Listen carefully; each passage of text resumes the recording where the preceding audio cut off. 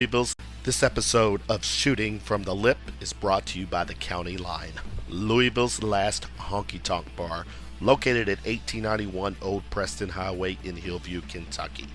Manager and bartender Chris Lucian invites you to check out live music every weekend, Friday and Saturday nights. Check out their Facebook page, The County Line. Mention Shooting from the Lip on Friday nights and get Jack Daniel's Honey for $3.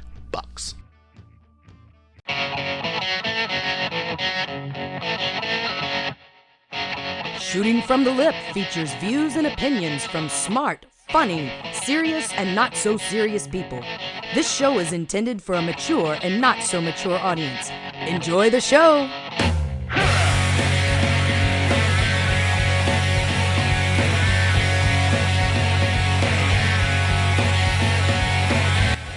What is up?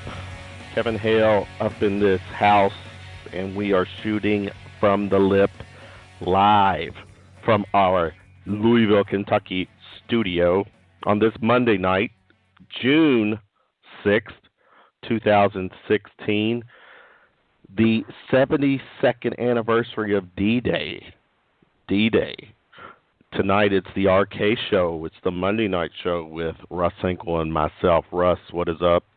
Well, I'm currently in the Redneck Riviera, reporting from Tropical Storm Colin, where the winds have died down considerably, but I feel like, something bad could happen at any time. You're a bad man, as a great line from The Greatest, and we'll jump into that soon. But you were on vacation, right? You're doing the family thing. Oh, yeah. In Florida. We're down here. We got Clark and Rusty and Aubrey and, the hot chick in the Ferrari. It's great. We're going to Christy Brinkley. see what's going. Absolutely. Yeah. Well, it's a great thing. And we're just looking for Cousin Eddie to really bring things in and make a good time happen. Wally World, Dad. Wally World. Wally World. Closed. Moose out front, should have told you. Well, today, again, like I said, is the 72nd anniversary of D-Day. I know, Russ, you and I were not a part of it.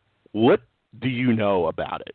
How do you know I wasn't a part of it? I might be reincarnated or some shit. Oh, that's for our paranormal show, but go ahead. Oh, yeah, that's for the bullshit show. I'm sorry, the whatever that show is. Shut up. Yeah, we weren't there. That's scientifically evident. And D-Day, we, the Germans were out of control, showed up on France, kicked some nasty ass, as my man, what's his name? What's the hot guy all the chicks are into? Back in the 90s, everybody wanted him. Now he's not so much. He's with Angelina Jolie, and they got like 17 kids. Yeah, Brad Pitt, the Bear Jew show where it was like he was killing. Yeah. One of them was something, the other one was killing Nazis. But, they went to kill some Nazis, and apparently, it went well, but Americans lost like over 6,000 people. The British lost like 3,000 people, and the Canadians, they lost a guy named Seth. Yeah, somebody. They lost at least one. Yeah. All right, so that's D-Day. The big kind of story within the last several days is evidently you're getting in your car and we hear your lights are on. We lost arguably the greatest of all time in and out of the ring, the legend himself, Muhammad Ali. Our first segment, we're going to do a quick tribute. Beards and Beers.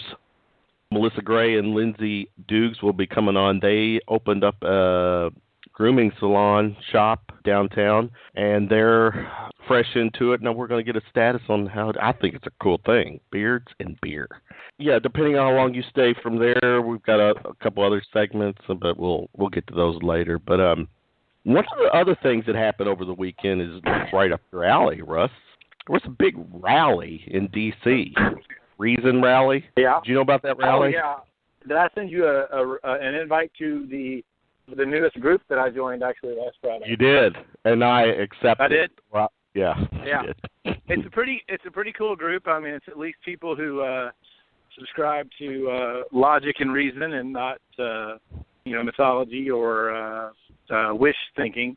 so yeah, and there was a big group of them that went up to the Reason rally, and it's a great group of mathematically, logically, rationally minded and thinking people. Mm-hmm. I can assure you, they're not going to be into the paranormal show or they'd be a little more into the ufology show only because it's, a very real possibility that, there are other life forms. But again, and what, people in the UFO watching world just hate to realize is, be careful you're treading. Although we have, sci-fi shows like Star Trek where you can go warp 7, theoretically, warp 7 just ain't going to happen. And, wormholes are kind of still a theory, too. I mean, there's more evidence for wormholes than there is the Old Testament, but, it's still, it's going to be hard to find a wormhole to, zip you halfway across the galaxy to get somewhere. So even if there is other intelligent life, the closest Class M planet is, something like 15-something light years away. It could be 100, it could be 100 or 1,000. You are proof there's a pooper in every party. That's what people like that. It doesn't matter what we need to do is eradicate the word belief. We can analyze, we can acknowledge, we can understand, but to believe means that you're just hoping. A belief is equivalent to hope. Okay, I'll give you that. And hope is a much weaker word than belief, obviously. Yeah. You mentioned Old Testament, staying kind of in that little tune. Today, I don't know if you caught this or catch this, Russ. Today is June 6th, 2016.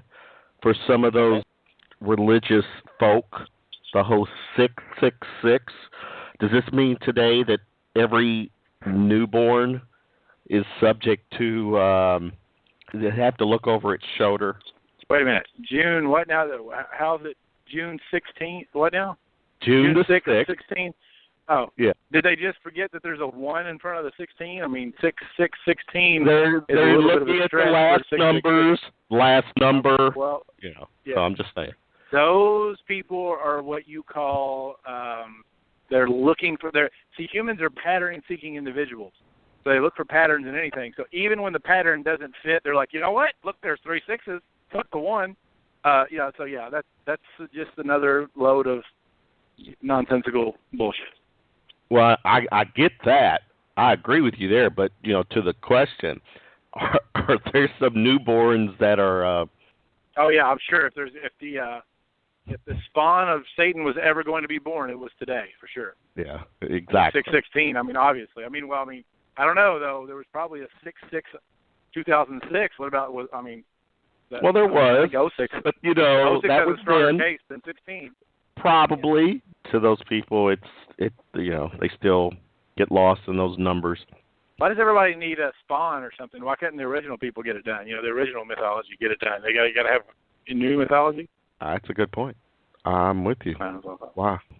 One of the other big topics within the last week or so has been the whole Cincinnati Zoo thing with the gorilla. Where do you stand with the gorilla thing? The gorilla thing, I think, you know what, I've actually had the misfortune of having to read a lot of Facebook crap about that. And the bottom line is this. Zoos are for children. Any adults that go to zoos just to be adults, that means they were looking for a reason to have a picnic, or they were, super bored and wanted to get drunk and look at, the flamingos or the peacocks or some shit, or they're on LSD or something. The main reason, in other words, the main reason for zoos is for children age 0 to about probably 13. If you got a 14-year-old that still wants to go to the zoo, they're probably going to go into a career field in that. Otherwise, they're going to the mall or some shit. But so here's the thing. The reason I say that is to say this. If it is possible for a 4-year-old to get into a gorilla enclosure without a ladder or a trampoline or some kind of fucking, manipulative device to aid them in doing so, if they can just kind of, be missing for 2 minutes and fall into a fucking gorilla enclosure, that is the fault of the zoo. There is no, and I'm not going to entertain any other opinions on this fucking thing because I've read them all and I've seen them all. And if a 4-year-old can get into a goddamn gorilla enclosure, that is not the 4-year-old's fault, and it's not the mother's fault because, hey, at the zoo, a kid's going to see somebody holding some Smurf ice cream, and they're going to run and say, "Oh, goddamn, Smurf ice cream, that'd be great right now," and they're going to disappear for a second, and the mother might have another kid to look after.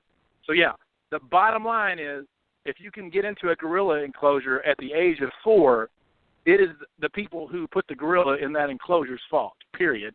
End of discussion. No more opinions needed on the topic. Okay. New topic. I did see where Congress approved medical marijuana for veterans. Oh, they did? Russ. In every state? Yes. I mean, no, they not popular in every state. No, hold on.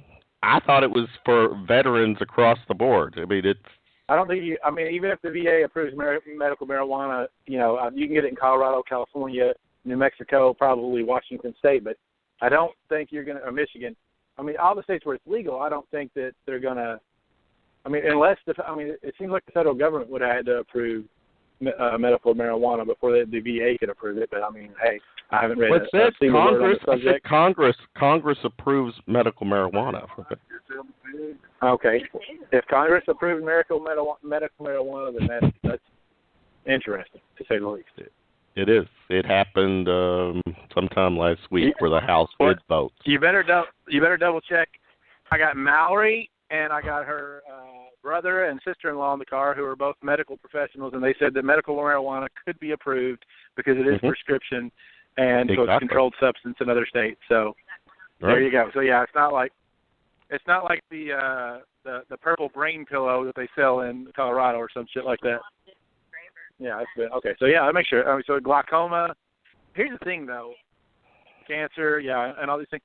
I just don't approve of. I mean, there's other. That if you vaporize it, you get a lot more of the medicinal qualities.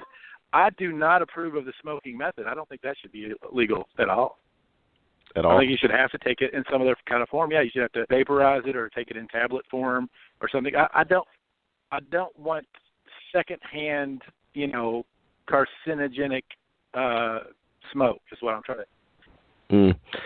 Well, I'm not sure. Let's see. Yeah, waiting on Tony to join us, and I'm still not sure where he's at. So let me. This first part of the show we were gonna talk about Muhammad Ali, and I will go in a little further with the discussion here. There's Friday. I don't know if you're in town or not. Friday, Russ. Friday, no, I'll be in Destin, Florida Friday, but I have read up on Muhammad Ali, so I'm loaded and ready to talk about that. Yeah, well, the Friday is the memorial service. I think the service, actually, Thursday is the prayer service at Freedom Hall, and then Friday is the actual memorial. Are they going to pray to Allah? Well, I would have to think because that was his Muslim, and I've heard guys. Billy Crystal's in town for this. I just heard that Will Smith and former heavyweight boxing champion Lennox Lewis will be among the pallbearers. Awesome. But all kidding aside, Muhammad Ali back in the day, his boxing day, one of his lines was that he was the greatest of all time. Little did he know how great of a person he would become of all time, in the big picture. So, Russ, in your immortal words, share with us your take on what Muhammad Ali meant, not only to us here in the Louisville, in Louisville, but obviously around the world too. Well, I mean, he was obviously an amazing athlete. He was the first, as far as I can tell, unless there was like a Roman gladiator that was, talked a lot of shit, he wouldn't have had an amp or anything to project his voice, so it wouldn't have been as effective or television.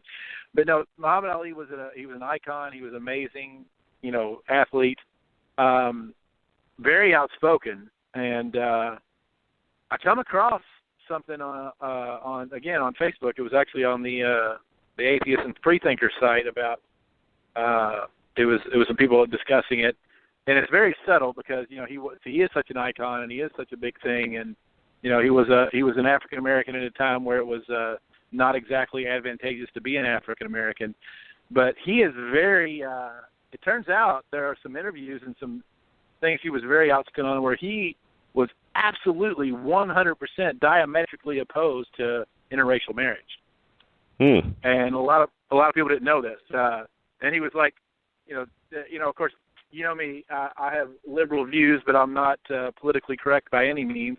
So, like, he was using some very unpolitical correct language and saying, a white man don't want black boys and girls coming around his little white boys and girls and going to have little wiry-head Negro children, and a black man don't want little white white boys and white girls coming around and having little, half-white children that he's got to explain to his people and culture.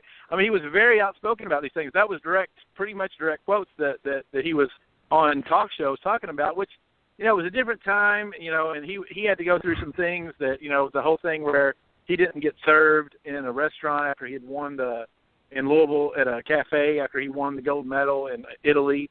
He came in and thought, okay, now he thought, look, I just represented the United States on the world stage, beat Poland and Russia and everybody, and he tried to get served, and he did not. He went downtown Louisville. The myth or the story goes, the legend goes, that he went downtown Louisville with the gold medal around his neck, tried to go eat, in a downtown restaurant. He goes, they didn't serve blacks in downtown restaurants at that time. And then he walked straight out to the banks of the Ohio River and took his gold medal off, or the 2nd Street Bridge, they said, took his gold medal off and threw it in the Ohio River in protest to the country and the world for being in such a, being so backwards at the time. So he had a lot of different things to go through and a different perspective to look at from everything from. But yeah, he had said some pretty inflammatory things when it comes to any kind of interracial mixing, which at the time I'm sure there were interracial couples, and it certainly didn't do them any good for an icon of that magnitude to come out and say, hey, he wasn't for it either. So it all came from obviously it all came from the religion. The religious side too, so it's just religion causing more strife amongst people who don't deserve strife. Is, a lot of things, depending on which side of the fence you fall on. We at the beginning we touched on today being the 72nd anniversary of D-Day, and when you hear some of these call-in shows, you hear some of the good old boys from back in the day take the shot at him about, being quote unquote a draft dodger, and what is your take on I think go ahead. Absolutely. He absolutely should have dodged the draft. He was a conscientious objector. He used tools that he had available to him to get out of it. Donald Trump used tools that he had available to him to get out of it. George Bush used tools that he had available to him to get out of it. People with money got out of the draft all the time. And so why shouldn't Muhammad Ali, who had fame and status in an era when hardly unless you were a famous black person or a rich black person, there was no chance. I mean, and the same thing goes for white people. Unless you were a famous or a rich white person, you weren't getting out of it. You wasn't getting out of it either. So I think anybody that had let's face it, me and you and anybody else, unless they were like as selfless as a guy like Pat Tillman. I don't know if you remember who Pat Tillman was. Yes, football player. NFL football player who decided to go. Mm-hmm. Unless you just are the most selfless person in the world and are itching to go and defend your country, and I salute and applaud people who are itching to go defend their country. In certain mindsets, I would be too, and for certain causes, I would be too. But if you don't agree with the cause, then and apparently he didn't agree with the cause, or maybe he just didn't want to go get killed when he was had the life that he had to be the heavyweight champion of the world. Whatever the reason, he used the tools that were available to him, and I think when he got arrested, and he had to do some this, that, or the other, and they worked something out. But I mean, there is no question. The further you go back in time, the more money, power, status, and fame will help you get out of shit you don't want to do. In 60 seconds or less, summarize his legacy. You know, his legacy is, you know, is his personality and his flamboyance. If a person that did not have the personality and just dynamic, you know, personality is the only word I can come up with. So if someone else would have not had the dynamic personality he did, then they wouldn't have left that legacy to be as charismatic. I mean, he was a wordsmith. I mean, you watch him on these shows, even when he was spouting something that most people today would consider, you know, utterly racist against his own race and against other races, you know, like not mixing, you know, interracial mixing, he still did it with a tact and a charisma that you were like, well, you know, that's why I said I can get his perspective on it. I see his perspective. I understand it where he's coming from. And today's, if he was a young boxer coming up in today's society, I don't think he would have that perspective unless he, you know, converted to Islam now. I don't think he would have converted to Islam. Even his reasoning for converting to Islam, he delivered in a very tactful, charismatic, and intelligently, you know, articulate way that you could say, well, I can see where, you know, someone in his position would see that as a possibility. So yeah, he was a very smart man. He was a very, you know, just an amazing wordsmith. I mean, he was a poet. He was a boxer and a poet. He was probably one of the first freestyle rappers ever. I mean, he didn't mean to be a freestyle rapper, but he could just put, you know, he could turn a phrase like nobody's business. And I don't know if he had. It doesn't even seem like he was trying. It doesn't even seem like he was putting any effort towards it. It was just flowing out of him like, you know, art flows out of anyone. So he was an artist, and he was an athlete. He was just an amazing person. No matter what he said or did or anything else, or what his opinions were, or what he accomplished, he was an amazing. Well, it is about what he accomplished, but he's an amazing person, and you know he'll go down as one of the most. I mean, I'll say top 50, if probably more, but I mean I don't know who all live, but top 50 human beings to ever, you know, set foot on the planet Earth. Oh, who's number one? Number one. Yeah, who would be number one? Think about that, Russ. Hold on. Yeah. While you're thinking, Russ, I'm bringing on my Friday night co-host, the lovely Tiffany Mac. Tiffany, you there? Hey, guys. Are y'all What's having a good time discussing the man, the mystery, Muhammad Ali? Absolutely. He was probably, now that Tiffany's here, I'm going to say probably an alien disguised as a human being, honestly. Well, you know, that's something that is very interesting because he's had over 20 sightings of UFOs in his lifetime and has actually painted many of those experiences. So take that. You know what you know what the big letdown is, don't you? What now? Good Lord. Yeah, you are both going to, no. It's going to be a bad news situation for both of you. That we have to assume that, you know, that aliens have discovered, you know, warp technology. They can travel, you know, at not light speed, because even if you travel at light speed, it'd be hard to get to the next Class M planet. You have to be able to travel at like double or triple light speed. So that would mean that aliens have discovered, you know, more than regular light speed technology, but they still haven't figured out. They still haven't figured out a cure for Parkinson's. Holy shit! Actually, really? You know what though? I think you're imaginative, because I really do think that things are not as it seems. Yeah, I do, because as Kevin said, I think they're already here. I don't think they have to travel billions of miles, and even if they did, your knowledge of physics is so minimal that you wouldn't even have a clue how long it took. And most people are clear. Okay, never mind. We'll save this for another day. How's that? Yeah. Because we would be talking now. It wouldn't be my knowledge of physics. It would be my anecdotal knowledge of theoretical physics. And theoretical physics is even more outlandish than regular physics. So anyway, we'll save that for another time. Okay. All right. Okay. Tiffany, now, where did you get your degree? Well, that would be what's called a non sequitur. But if you like non sequiturs, I got a few. Okay. All right. Go on, Kevin. Tiffany, you got a few minutes. Hang with us, because what I want to do, I want to go to our second segment. I want to try to stay on task with the show because I've got a kind of a loaded show.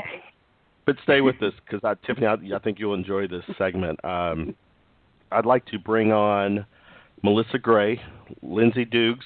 They are the owners of a cool shop downtown called Beards, what Russ has on his face, and beers, what Russ likes to drink a lot of. Melissa, Lindsay, ladies, welcome to the show. Hi, Kevin. Hi, Kevin. How are you doing this evening? I'm good. You've got on the other line with you. You've got Russ and Tiffany. They're part of the Shooting from the Lip gang. Guys, welcome to the show. Hi, Russ. Hi, Tiffany. Hi. Hey, ladies. Let's start. Melissa, give us the quick bio on what Beards and Beers is all about. It is a high-end barber shop that serves craft beer, where you can come in and get your hair cut, get a straight razor shave. It's all about customer service and that customer experience, and while relaxing and having a craft beer. And Lindsay, Russ is sold. Lindsay, you all officially opened when? Wasn't it June 1st? June 3rd. Yeah. And so you're what? We're 6 days into the month. I don't know how many work days it is for you, but we are 5 days into the business end of it. Yes, it's been a great 5 days. We couldn't have asked for a better kickoff here. Have you all been really busy? Tell us about those 5 days. We have been busy. We had a lot of walk-ins. We had, foot traffic. We had appointments. People are finding it very easy to go to our site and book their appointments themselves. Gotten a lot of compliments on our website and how easy it has been for them to work their way around the page, and everything's just so clear and clean. So that's been some great feedback. I agree. Thank you. Thank you so much. Yes. Yes.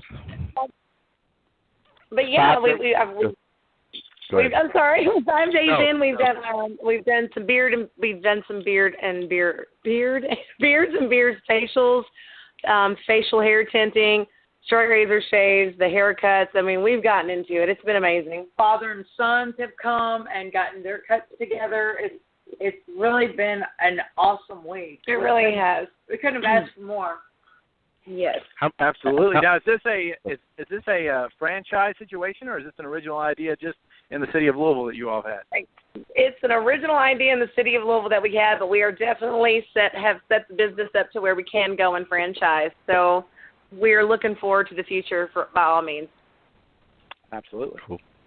And they are located at 514 South 5th Street. You're right. Tell us exactly where, because you're close to 4th Street, correct? I mean, 4th. Go ahead. Yes, we are. We're just right on the backside of the steel box there. We're actually on the corner of Muhammad Ali and 5th Street.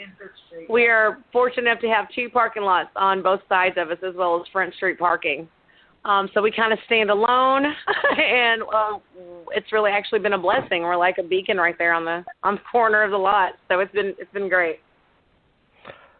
How many people are working besides you two? Right now, it is just the 2 of us. Right now, it's just the 2 of us. We will be adding another barber come August, one in January, and we're taking resumes on the final seat. And as that is needed, that will be added. We're looking forward to grow pretty quickly. We thought we were going to be able to hold off a little bit on a service coordinator, but we're finding that we're going to have to fill that position fairly quickly. It's really hard on us to try and run that front end and take care of our clients. So yeah, we've been doing it all. Melissa and Lindsay, what is the clientele in Louisville look like? Do you have a certain age group that you see more of, or you expect to see more of?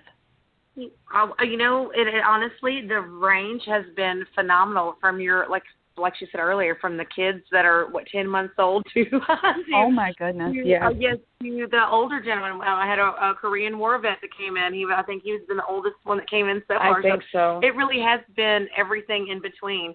It's been amazing. It really has been amazing. We're getting the everyday businessman. We're getting from the beard. The guys that's growing their beards real big. They're coming in and just to purchase beard oil. We're getting a lot of. We've even gotten a lot of people who are here visiting the city and staying at the hotels. Just they were walking by on Saturday and came in and just decided that they liked what we were. They liked our T-shirts. They bought some T-shirts and some glasses, and just wanted to have a souvenir from Louisville. So that was really cool in and of itself. It really was. We did realize you have to stock up on paraphernalia then, huh? Pretty much. Beard now the question: T-shirts, beard oils. Yeah, it's all got to be fully stocked again. And the question that's ever on every craft beer geek's mind: what is on tap currently? Yeah. Okay. Well, currently, the beer license is not finished yet. We couldn't finish it until we were done with construction. Beer will start to be served by July 1st, and that's when we're actually having our, that's when we'll schedule our big grand opening. We want the shop to be 100%. So right now we're really in a soft opening, so we can just handle the haircut. And then at that point, we will serve beer, but the beer will not be on tap. It's going to be by bottle only. Okay. Or can. To have taps inside of a barbershop, that would pose some health things that we would have to worry about getting hair in there. So this was the better way to go. And as far as the list goes, our beer guy is putting together a legitimate list for us. So everything from your IPAs to your Belgian wheat. It's going to look good. We promise you guys won't be disappointed at all. And we'll keep that going. So what you're saying is it's BYOB up until July 1st.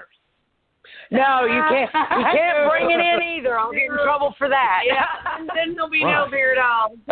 Yeah. I meant bring your own beer. I mean, come on. You're my. I like it. Yes. Please bring your own beard. Yeah, bring your own beard. We love it. Our Kentucky Beard Butter product has proven to be quite a hit here.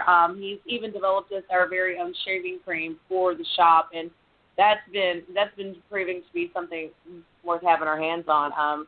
We've really been enjoying it. He's really come out. Who is your beard guy? Our beard guy is Jason Sanders, Kentucky Beard Butter. Our beer guy, if you're saying beer, my husband is helping us getting in touch with the distributors, which have been great. They've all been coming by the days. So Lindsay's husband is the one that's advising us on which beers, which ones that we would prefer to go with, and then we're kind of going from there. Yeah. Now, Russ, I know you're dying to throw your 2 cents worth in regarding the beers. So, ladies, please allow Russ to give you just his. Oh quick... no, I would never tell them their business. But obviously you're planning on probably having some local breweries. Would that be a correct assumption? Yes. There will be some local breweries in there. Absolutely, we're all about local products as a whole, and we'll also have some just legit. Go ahead, give us your feedback, Russ. What are you thinking here? Well, you definitely. Well, see, I'm a member of one of the groups. I'm a member of Facebook on. It's called the Louisville Beer Snobs, and I can guarantee you one tweet, or not tweet. We don't tweet on Facebook. I'm not really on the Twitter. Kevin's got me a Twitter, but I've actually never logged on to it. But anyway, I am on the Facebook only for. I get on Facebook for craft beer and bourbon, and beautiful. In the Louisville Beer Snobs, it's just. It's all about going out and finding the stuff that's hard to find and hard to get. So I don't know if you all have to buy from a distributor, but I could definitely help you out with some stuff. I went up to Three Floyds Dark Lord Day and got just a ton of Three Floyd stuff and a ton of 18th Street stuff, and then I got a ton of Against the Grain stuff and local stuff like that, Monic and different things like that. So yeah, I can just imagine that the model is going to be local great craft beer, and I would never tell you what to get. You definitely want to have some IPAs. There are a couple of craft in the craft beer movement. There are people that are like even snobbier than the people who like craft beer, and they're upset. Yeah, they're upset. Yeah. I mean, a solid 25% of the craft beer market is hoppy beer. It's IPAs, double IPAs, things of this nature. Is. And a lot of the people, they like the hoppy, that hoppy, resiny, piney taste. But the true craft beer people are like more into the Belgians and the Russian Imperial Stouts and things like this. So they kind of resent the what we call the hop heads. I'm firmly a hop head, so definitely keep hoppy beer in the place. That's what pleases the masses for sure. Absolutely. We'll have everything covered, I believe. I'm hoping we'll have some zombie dust in there from time to time too. So. Oh hell yeah. Well, Doogs will have to definitely come by and see us once we're up and running. We hope all you guys come out for our grand opening party. You'll all be invited. So. All right, when is that? It'll be a good time. We have not got that scheduled yet. We're actually waiting for everything to finalize with the ABC license. And yes, to answer your question, we do have to buy from a distributor. We're waiting for all that to clear and to actually get the beer in there. We want the shop to be 100% and ready to go, and that's when we're going to have the big grand opening. So just after 4th of July, maybe? Yes. Maybe. It just depends. I mean, the ABC guy said it'll take anywhere from 2 days to 2 weeks to finalize the inspection, then we got to get the beer in there. So, I mean, as soon as we can is when it's going to be. We're not even going to throw a date out right now because the last date we threw out, we missed it bad. And we prefer not to do dates anymore until we definitely know. Yeah, and then, that's when we're going to put a party together, and we'll have a for sure date that won't change. I hear you. Sweet. Now, every of the 5 days you've worked, those 5 nights, have you ladies slept good knowing that they've been good days? Absolutely. They have been long, good days, and we go to bed grateful, wake up smiling. I mean, you got to go to bed sleepy and wake up ready, right? And that's definitely been that.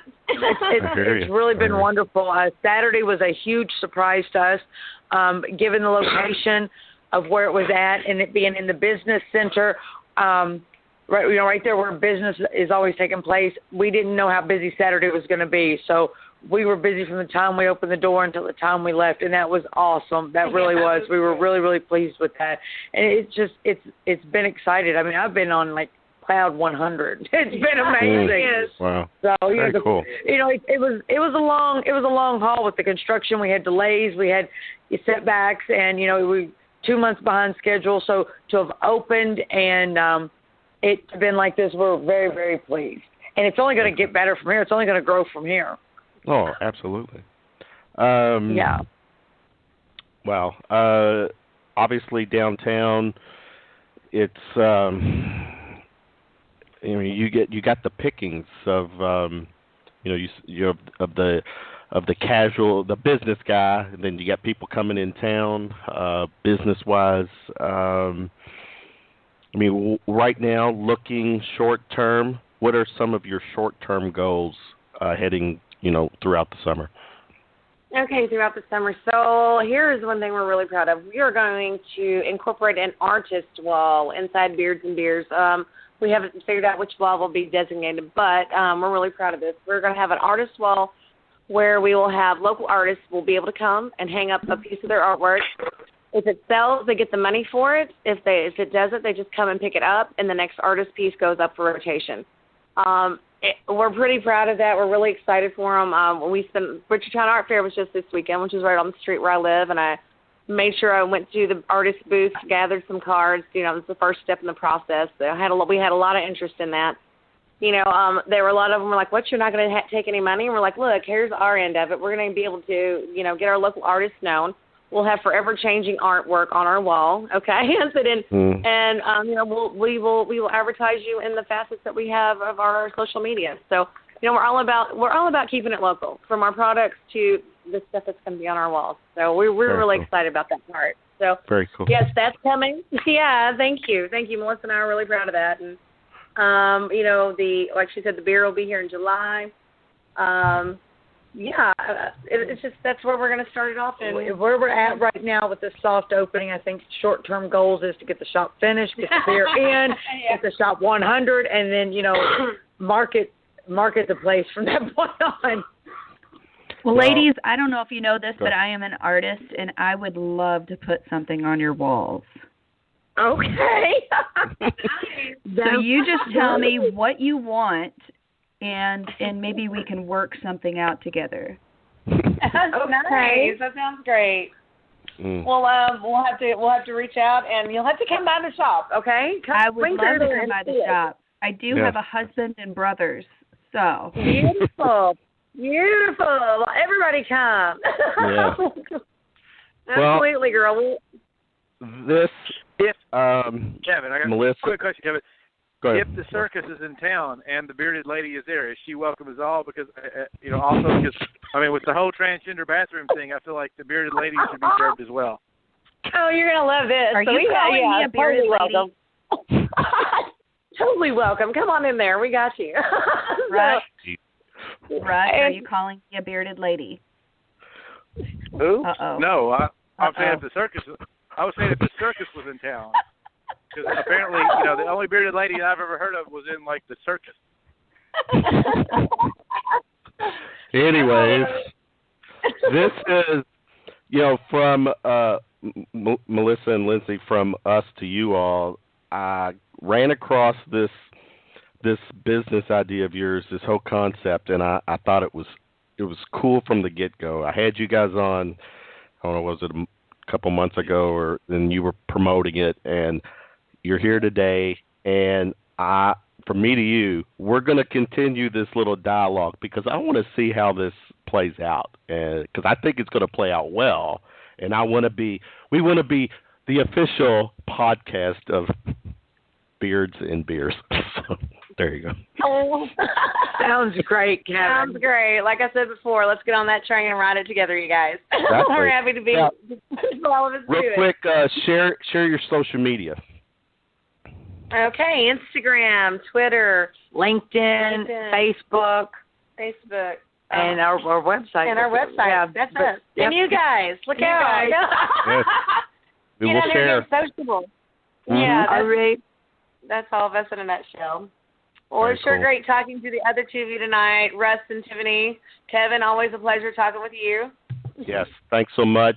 We will be in touch. Just to clarify, because I'm on the show and I'm not clear, you do haircuts as well, right? Yes, we do. Okay, we do haircuts. We do straight razor shaves. The shave around the back of the ears, back of the neck. It's got a hot steam towel. It's really a relaxing thing, especially if you're had a stressful day at all. You come in, put that nice steam towel around you. It'll de-stress you instantly. But yeah, we do haircuts. That's our thing. Third generation barbers. That's what we're all about. The craft beer is just the perk. Right. The craft beer is the perk. Sure. Yeah. I was pretty sure that was the case, but then I was like, well, I'm actually in the conversation, and I have some doubts. So we want to make it cleared up for everybody that might be, listening to. Thanks, just you, are the thing. It was just you. Haircuts are the thing. Beards and beards are the marketing part of it, and it's good beer and good. I'm assuming you give good beers.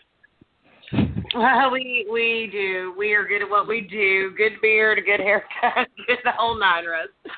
Okay, I'm confused. Good. Do you shave backs and chests as well? No. Oh, you're just eliminating an entire market there. Oh, that's okay. Somebody else can totally tap in on that. We do wax down to the collarbone. Yeah. That's where we stop. Where we got to. Okay. Fair enough.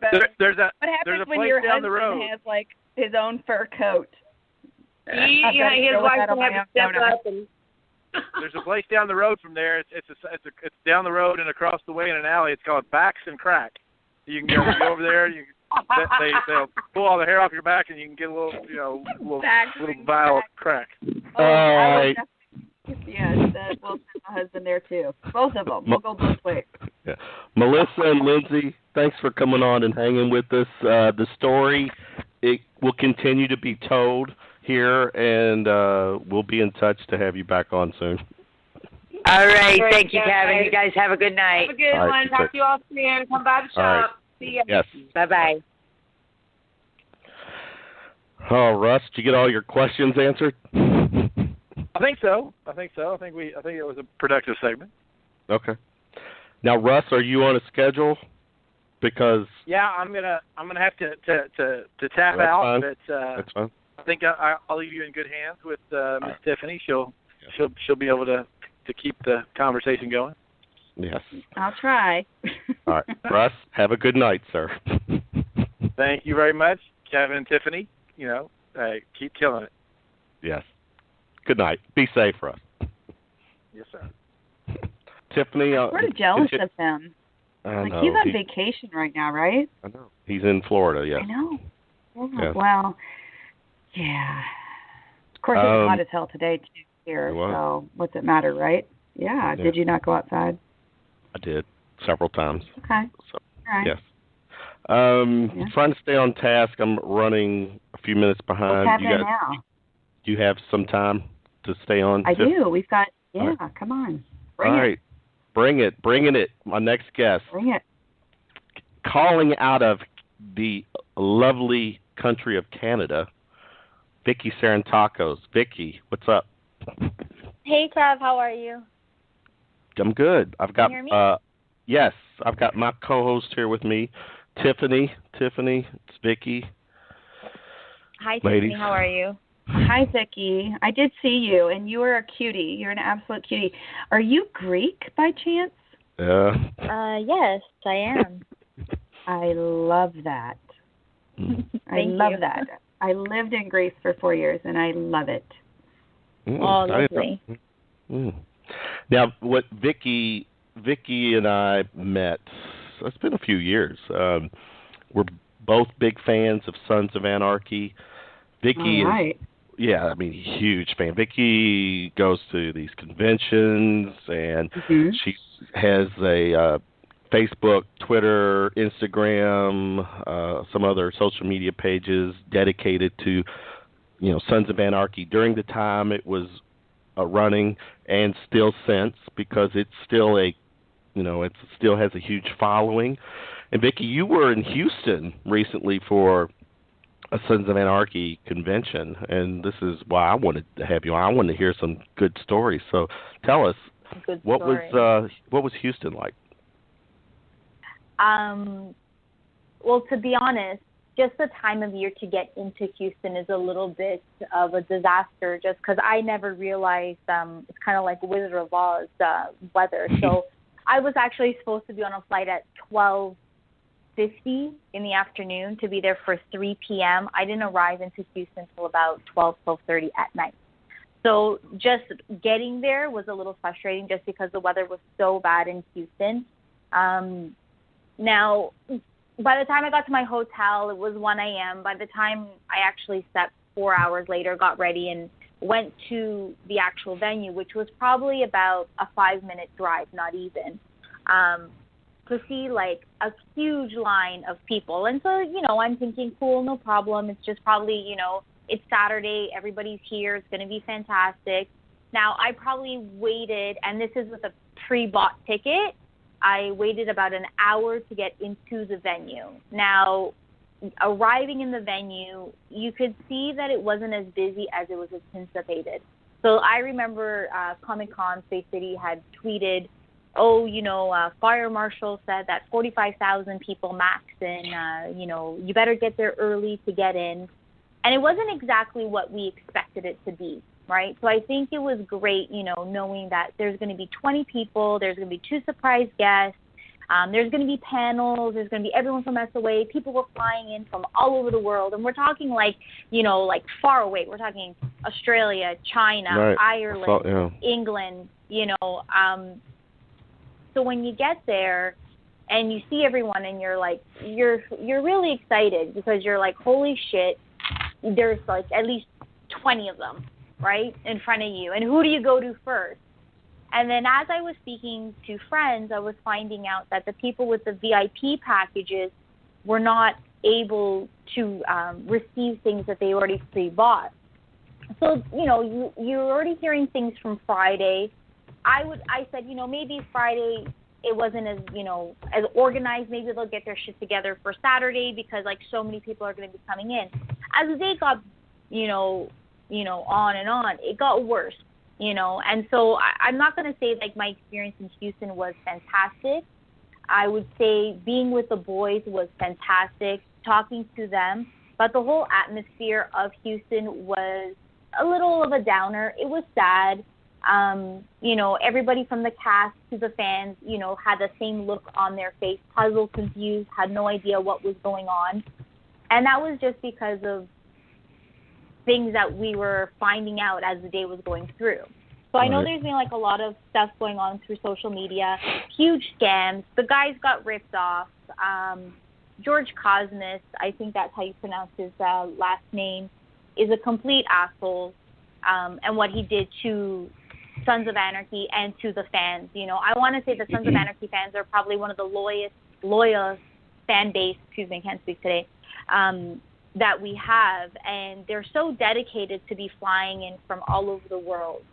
And to have that opportunity where you pre-buy things and you find out that you can't go to them and use your vouchers, it's a sad situation, So those people who were jealous of not going, don't even be jealous, because there's going to be other opportunities, I think, in the future to see them. I don't think all of them at once, but you will for sure get to see them here and there. I really don't know what to say, Kevin. Like, I had a great experience.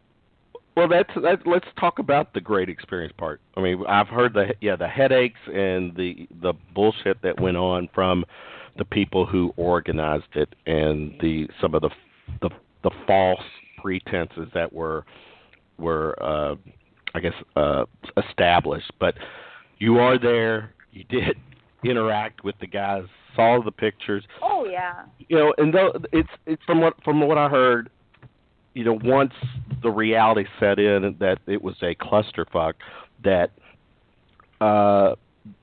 things just kind of started playing out for the best, because the guys did, want to make it as good as possible for the situation they were in. But from a fan perspective, to be able to interact with 20 plus SOA characters, personalities, how was that experience? You know what, for me, I think my beginning of the day was seeing the boys. I saw Evan and Ryder, and they were just beyond adorable and, cute as ever, and smiles and really happy. And so I was talking to one of the girls, and I could hear the boys talking, and, they were like, where's Charlie? Is Charlie coming? Are we going to be like Charlie? Are we going to have a line like Charlie?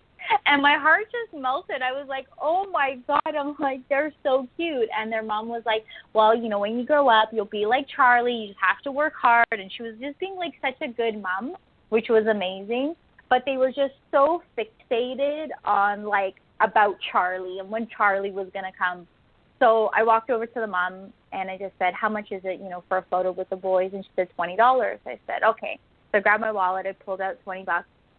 Handed it to Evan, and I said, here, $20. I go, what are you going to do with it? Chips, chocolate, candy? Like, what do you want your money to use with it?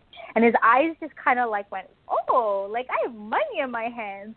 And so we took photos, which was really cute. And it's funny because looking at my photos from the final ride with the boys and looking at the photo from Houston, it's like, holy shit, the boys grew so much, which obviously is inevitable, but they were just adorable. And, like, they're little boys, and they're probably like, what the hell, I don't want to stand here all day. But they did a good job, so that was great.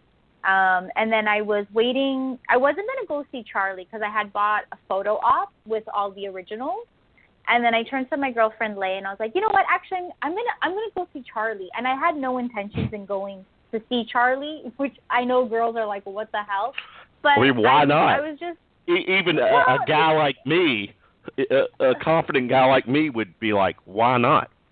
No, because you know what? Honestly, like, I was just like, fuck, I'm going to, like, stand there like a loser for, like, an autograph and a selfie.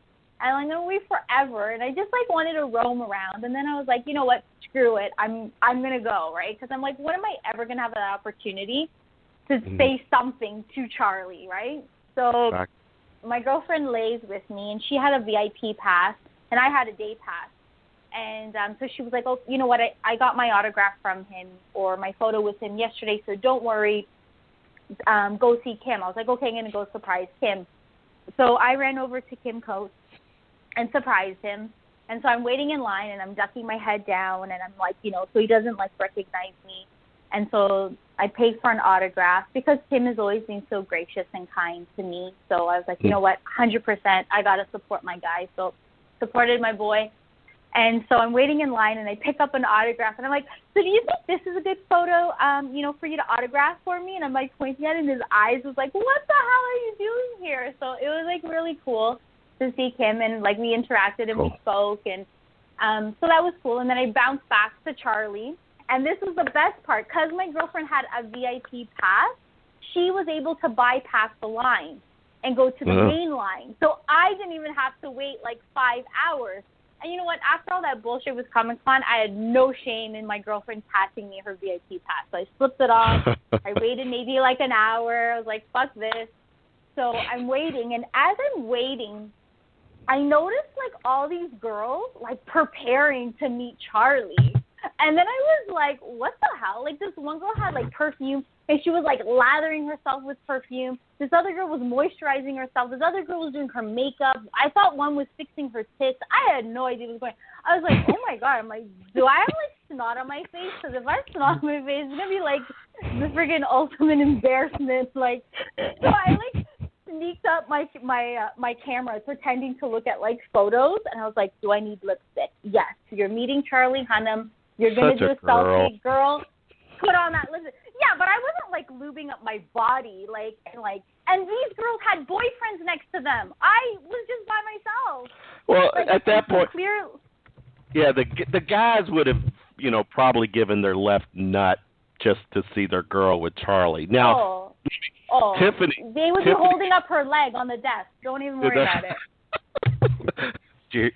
Tiffany, if you were there, you know, we talked, you know, you think Charlie is okay looking, right, Tiffany? Is that what you said? Okay looking? Well, yeah, absolutely. I mean, he's an attractive man. That's why he's in that position as, you know, one of the key characters. Yeah. What would you have done? He's very attractive. What would I have done? I'd probably done the same thing. Got out my phone, checked to make sure I didn't have shit in my teeth, and been like, hey, so, I think you did it right, Vicky. Like, I was just like, but no, like, I was just like so paranoid. I was like, oh my God. And by the way, getting ready for Comic-Con is like getting ready for prom. I'm telling you, manicure, pedicure, eyebrows, upper lip. Did you do the waxing? That's what I want to know. Did you wax for it? I waxed my legs because it's Houston. I was wearing a dress. But, like, am I waxing like I'm going to get laid? No. Like, let's be honest. Like, what are the chances? And if it was, I was very unprepared. But it didn't happen. But no, like, you get ready, but like, but I was just like astonished. Like, these girls had boyfriends, and like their boyfriends were probably willing to say, "Hey, take my girl for the night. You'll make her so happy." Like, anyways, but besides all that, I went up to Charlie. So you could tell, like, Charlie's like face. He's like, you know, really excited to be with everybody. He was in pain from what I heard because he had an MRI. He had a slip disc, if I'm not mistaken. So he wasn't really feeling well. So he was trying to make the best of it, which I think he's a legend for, because, you know, anybody who's in that kind of pain, like, I've been in a car accident, even for like an hour, it's killer. So, like, I have enough respect, for Charlie to come out and do what he did for as long as he did. But my interaction with Charlie was really funny because running after Anarchy and being on Instagram and all the social media sites, I see Charlie naked every day, from posts. Well, I think that it would be a very interesting event, and I really wish that I could go to one of those with you, because I think that we'd have a lot of fun. But meeting these people, you've got to understand that these people that listen and watch the movies and watch the TV, they really do believe that they're part of the experience. And maybe even like trying to figure out the difference between reality and this show that you're involved with. You become like you get very personal with these characters. I can't even imagine what these actors feel in situations like that. I mean, I've been to UFO conference, but it's got to be different because these people really do have a connection to these characters, and it's got to be interesting to see the dynamics between the fans and the actors. I think a lot of times people don't realize the association between an actor and his character and how different that they may be, you know. And the truth is, you know, when you meet Charlie, he's not Jack Teller. And I think people really need to understand that. And when you meet Kim, he is not Tig, you know, and so forth and so on. And a lot of people don't realize that at the end of the day, these guys are very, like, cool, laid-back guys, but they've also detached themselves over, it's been almost 2 years since Sons of Anarchy has been done. They've detached themselves from their characters, you know, like there's no way the boys right now are going to like put some guy in the kitchen and start torturing him. I really don't see Charlie doing that. You know, like I don't see that being a character unless there's something about Charlie we don't know. But I think a lot of people don't realize that. And for me, the biggest thing is where I just shake my head when they say, they call the boys by their character's name. And it's like, call him Charlie. He's Charlie. He's not Jack, you know, or call, you know, Kim, not Tig, you know, and there's a lot of people who do that and they don't realize how to separate the two, right? And that's like, you look at that and you're just you're kind of like, you know what, guys, like that's a total different person. He's playing that character. So it's interesting, the interaction. In all fairness, Vicky, you know, that's Jack or Charlie Hunnam, Jack Teller, is, you know, he played a character, but in real life he's not that character. But you got guys like David LaBrava, you know, Mark Boone Jr., Ryan Hurst. Some of the guys though kind of cross that line a little bit, you know, in real life because, you know, obviously David LaBrava was he's part of a chapter or charter, isn't he? In real life, I do believe he has affiliations with certain people. I don't know if he's active or not active, but I can say for like David LaBrava, like when I met him, his energy is just so high and so cool, and I think the amount of work energy, I should say, that he puts into his work is unbelievable because, like, you know, I purchased his book, Becoming Sun, and honestly, like, his writing is amazing, and he gets you so hooked in, and it makes you, like, you know, like, really kind of get into his mind and what he's gone through in life. And I have a lot of respect for DL because I think for him coming on as a technical advisor and then going into, you know, that mindset of, hey, like, I'm going to be an actor is really cool. So, you know, to see that whole progression for DL over the last 7 years is pretty awesome. And then he made Street Level, which I believe 8 of the actors from Sons of Anarchy was casted in. And that was pretty awesome, you know. But, like, even when you meet DL, you know he's a badass. You know, he's also very real, right? He's very raw. And that's what I think attracts people to David is that, you know, there's no fakeness. Either he likes you or he doesn't like you, one or the other. As in Ryan is, like, so sweet and so nice. And he's got, like, so much love to give. And, you know, like, for me, Ryan's my soft spot because I'm a huge Opie fan. And, like, every time I go near him, it's like I break. I'm like, I can't even talk to you. I'm like, you know what I'm like? I'm like the father. Vicky, like the it was a storyline, Vicky. Let it go. No, I can't. I can't. No, but I'm just, and that's the thing about Kurt's writing, right, is that we are so connected to these characters, and it's like for him to make you feel that sad, it's like unbelievable. You know, it's like Allie who played, like, you know, Agent Saul. Like, you know, for me to, like, be like, I hate Saul the way I hate Saul, and the way she acted her fantastic actress, and fantastic writing. So Gotcha. I think that's the one thing why people get so into Sons of Anarchy is because the writing is fantastic and the acting is just beyond amazing.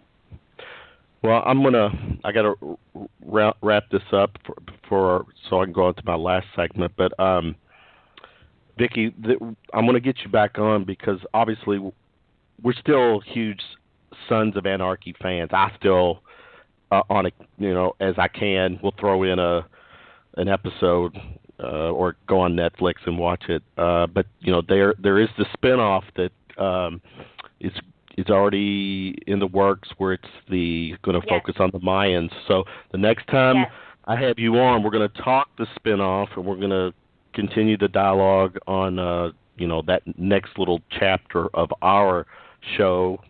You and I continuing talking SOA. And we got Lucas Stan. We've got Lucas Stan as well. Don't forget the that. comic book. Right, yeah.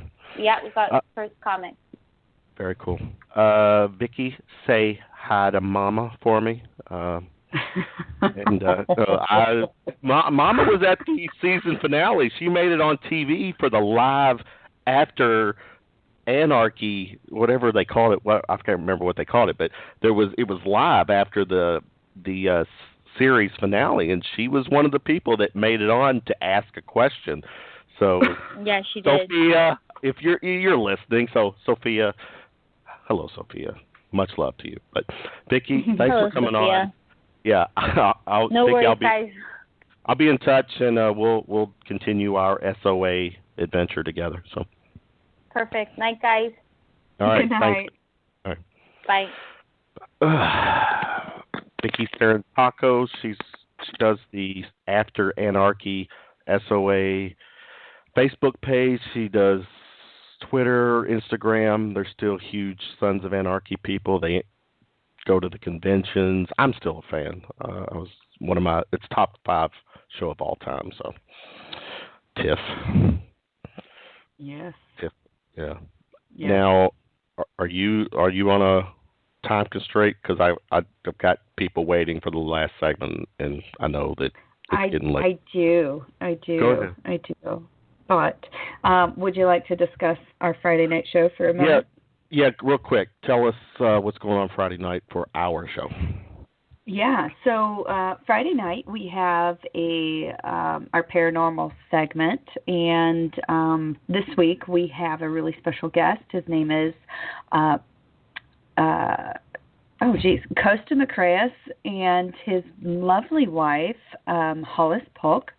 And we are going to be discussing 2 different things. The first thing that we're going to discuss is a community called ET Let's Talk, and it has to do with the interaction between humans and extraterrestrials. So the community's mission is to remain on the forefront of proactive and interactive communication with advanced and benevolent star civilizations visiting our planet.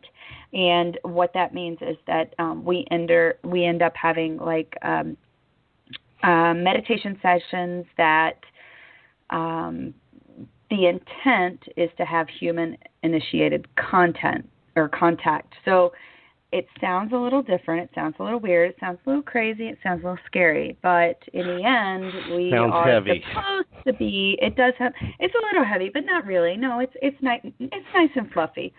But we would like to.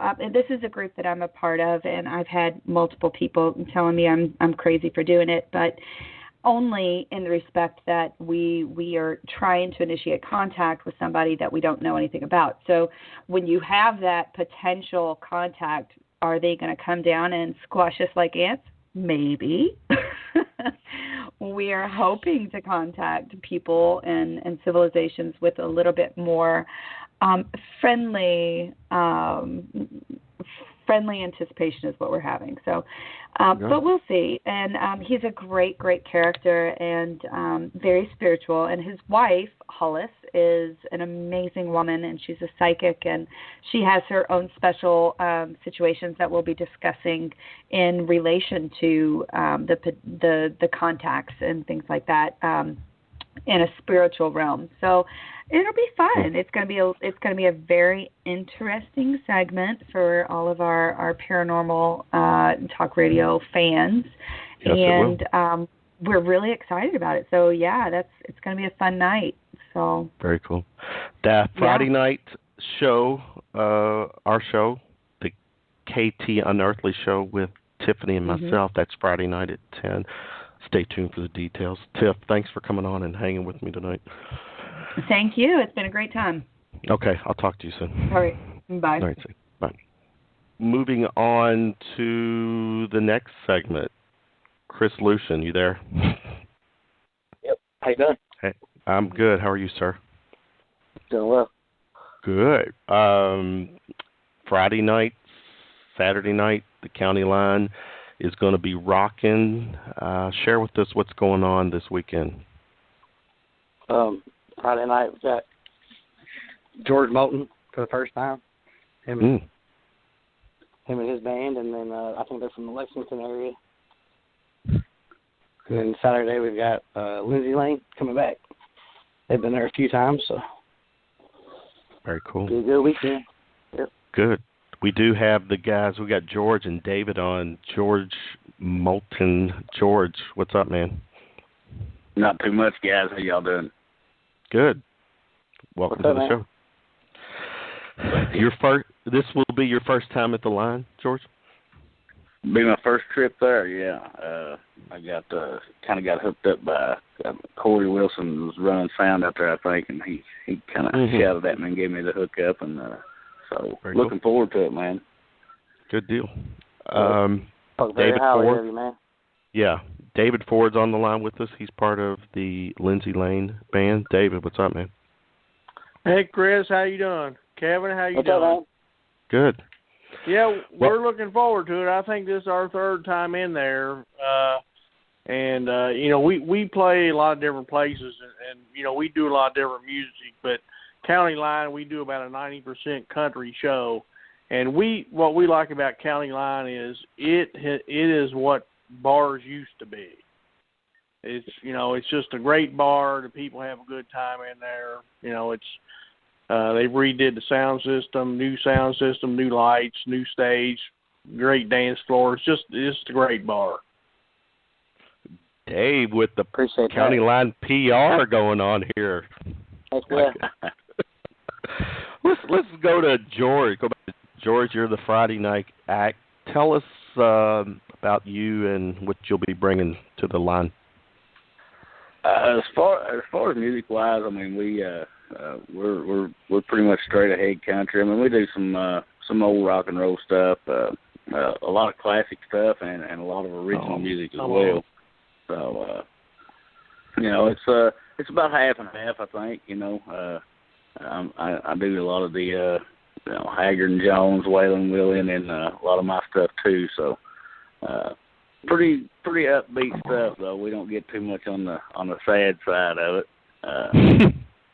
I'd like to if I could play that all the time. That's all I'd play. But but we have a good time with it, man. It's we play all over the place. Lexington, man, down in Moorhead and Nicholasville, and take 2 or 3 trips down to Florida every year and play. So we stay busy and just hadn't been able to get up to Louisville as much as we wanted. So I think it's gonna be a cool night. Very cool. Now you touched on you do have original music as well, correct? Right. Yeah. My biggest thing, I started out in 2000 and ended up with a songwriting deal in Nashville, and just cool. got in real heavy on the songwriting end of it, and ended up recording a bunch of my stuff for demos for other people to begin with. And then we just started playing a lot of them live in a lot of different places, and they started catching on. We started end up getting more requests, and those songs going over better than the cover songs we were doing. So we just kept adding to it, and it's just worked for us. Good deal. David, you and Lindsay Lane, give us the bio for you guys. Me and the 4 of us have been playing together, me and Lindsay, since '95, And me and Lindsay and the bass player used to be in a band around town called the Rustics back in the 90s. Mm-hmm. And so we've been together, a while, and we'll be doing some wailing. Lindsay sings a lot of the male songs herself, but our bass player, Chris Kress, he does, a lot of singing too. So, and we just worked up that song. I can't tell you who it's by, but it's called My Church. I don't know if you've ever heard it. This song is about it's a girl singer singing about music is her church, and we've played it out about 3 or 4 times, and these people are up out of their chairs like they're in church. When you go to one of these churches where people are up in their chairs and screaming and hollering, that's what they do. Pretty cool song. Yeah, we get a good response from that song, and it's we'll be rocking it out too. So everything we do is danceable. That's our big thing. If you want to dance, if you just want to sit and listen, that's fine. But everything we do is danceable. And this is, you said your 3rd time. This would be number 3 for you guys. Yep. Okay.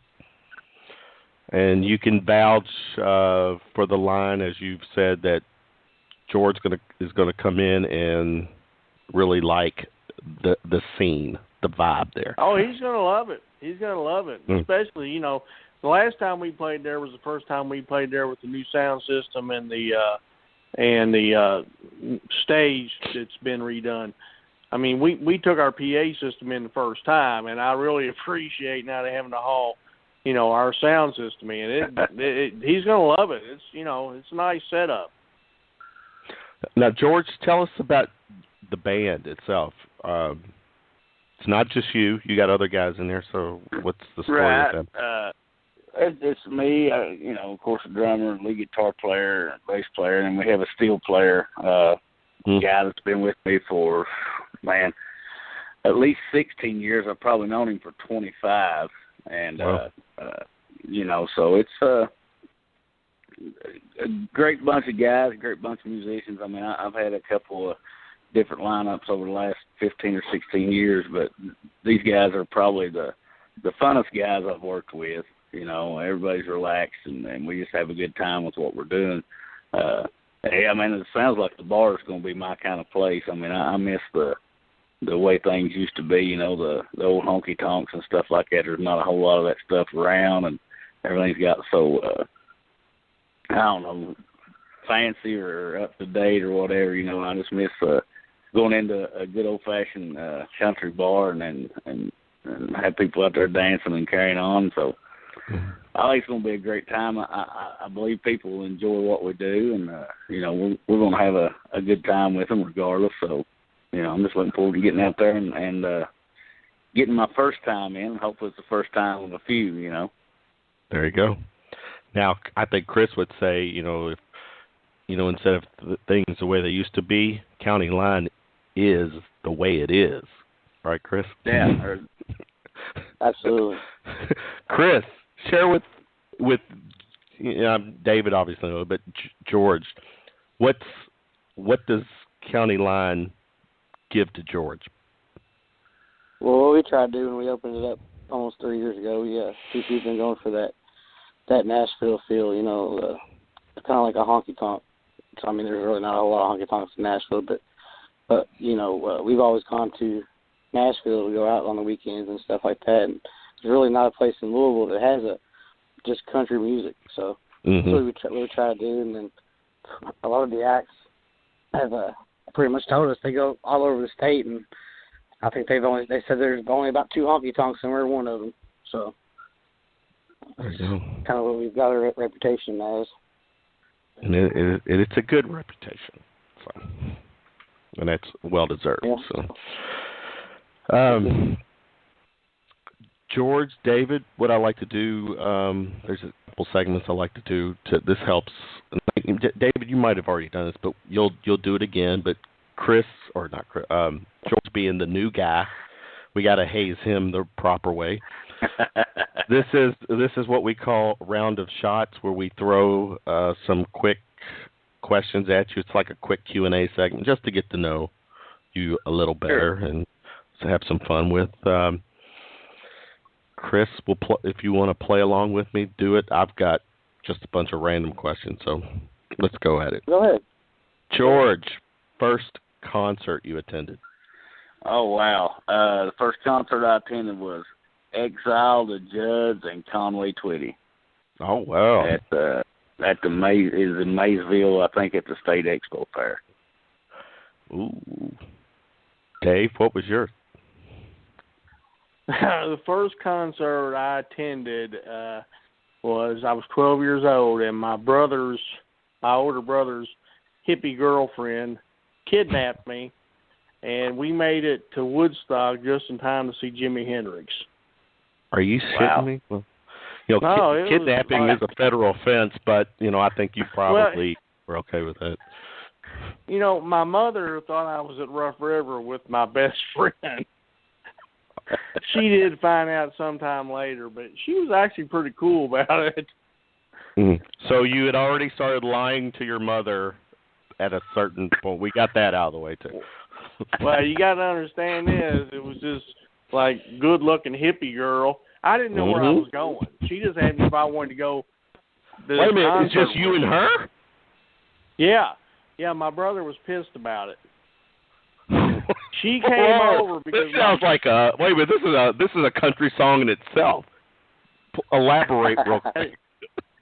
Yeah, she came over because my brother was supposed to go with her, and instead he decided he was hanging with some other girl, so she invited me. I didn't even know where we were going, but did it matter? That was an adventure. Did it really matter? Not really. That was an adventure that weekend. But is there no, never. I'm digressing. We'll talk at the line. We'll finish that story at the line. Chris, you want to jump in? You may go or what? All right, George, who got you playing music? Oh man, probably I guess the person that got me interested in it more than anybody is probably my dad, just by listening to the stuff that he was listening to. He was a huge, still is, huge George Jones fan, and kind of turned me on to that kind of music where, people sang about their life, and of course everybody knows Jones had a very interesting life. There was a guy that lived in my hometown. I come from a little place called Olive, Kentucky. It's actually the same hometown as Tom T. Hall. And there was a guy there by the name of Darvin Sturgill. And Darvin used to run with Tom T. And I think Darvin had like a number 20 or something hit back in the late 50s, early 60s. But he ran an appliance store there in town, and he sold guitars and stuff like that in there too. And so once I started singing and playing and everything, I used to spend probably about every Saturday afternoon down there. We'd go back to back, set up on a washer and dryer, and he'd help me out, teach me some things, and just sit back there and jam all day. So he was a big influence. Just another guy there in town by the name of Bobby Joe Hedge. We all used to hang out at his house when we were juniors and seniors in high school, and just hang out and play music and whatever, and so Bobby taught me a lot. Nobody famous, just those guys. They all love to pick and they all love to sing, and I just got in with the right crowd, I guess, and I learned a lot from them. So just kept me going, and that first concert with Conway was probably the turning point where I was like, when I saw him come out for whatever it was, hour and a half, 2 hours, and just sing one number one song after the other, and I saw the way that the women reacted to him. I knew then that that's pretty much what I wanted to do. If I could get halfway to the reaction that he did, I'd be good. There you go. One other question before we go to Dave. George, yes or no? Have you ever had a getaway weekend, adventurous weekend with some hot hippie chick? Yes or no? Not that I can remember, no. That you'll remember. Well, that's not a no. So there you go. Well, all right. I couldn't tell you for a fact, probably. Exactly. Living the lifestyle. All right, Dave, same question. Yeah. Same question. Yeah, my brother, he was 5 years older than me, and he had. So I was around him when he was, had a band together, and he got me started on guitar. I actually wanted to play drums, but my dad would not help me get a set of drums. He told me instead I needed to take my brother's guitar, his old guitar. It had strings that set off a neck about an inch, and I needed to learn that. And so I did. And then once I saw that that concert with the hippie chick, that sold me on playing guitar instead of drums. Exactly. And as a side note, I saw that girl on Facebook. I don't know. It's probably been a couple years ago. Yeah. I hope she's not listening, because she wasn't the same hot hippie chick I remember. Of course, I probably don't look like I did back then either. So. But it's still ingrained in your mind back in the day. Yes. What exactly? Yeah. Well, you see, you always have your memory. Well, let's hope we all have our memories. Okay. Funny. Let's see. George, what's the weirdest scar you have, and how did you get it? Oh, wow. The weirdest scar. I don't know about weird. I'll tell you the ugliest scar I have and how I got it. We'll take that one. It's on my left foot. 5 years ago, I was working on a Ford tractor, and the tractor fell off the jack when I was working on it, and the rim, which was still attached to the tractor, fell across my left foot and just literally crushed it almost completely off. And so I was so I was laid up for I don't know, 7-8 months, and couldn't even get up and get around. And but I was fortunate, and I had some great doctors and stuff, and I mean they made it work. It's not the prettiest thing in the world, but it served its purpose and does what it's supposed to do. And so I don't know about. I've got plenty of them, but that's probably the ugliest one, I guess. So that's it was painful. Well earned. Yeah, it was very painful. Yeah. Did you by chance have a hot hippie nurse? I did. I didn't. I'll tell you what I did. Funny story about it is I got to the local hospital there in the little town that we were in, and as they were the ambulance driver and the EMT that came, and they were going to transport me on to UK Medical Center there in Lexington. And I told the girl, she asked me if there was anything she could do for me, and at the time, nothing they were giving me was dealing with the pain or whatever, So I just got to have something for this pain. I said, I think they were giving me morphine or something at the time, and I don't know what it is about morphine. It makes me feel good, but it doesn't do anything for the pain. So she lets me know. She said, we get in the ambulance. She said, she said, I'll give you you've heard the old expression, the shit that killed Elvis. And so before she would give it to me, she came back with a piece of paper and a Sharpie, and I had to sign an autograph. And it was her mother driving the ambulance, and the daughter was working in the back, so I had to sign an autograph for both of them before she'd give me any drugs. Wait, whoa. Her mom is driving the ambulance, and her the mom's daughter driving the ambulance. What was the name on the side of the ambulance? Was it like Ma and Daughters? No, I think it was Brown's ambulance service, so they may have been, Mrs. Brown and her daughter. Mom Brown and daughter Brown at your service. Yeah. Oh. But the mother was driving, and the daughter was working, in the back with me. So that's the only time I've ever traded my autograph for drugs. But it was it was well worth it at the time, because whatever she did give me, it took care of the pain. I'll say that much. Oh. we get a good story every segment. Oh, that's a good one. At least one, yeah. Yeah, Dave. Same thing. What's your? You got a star that could beat that? I can't beat that. I only have one. I think I was about 10 years old.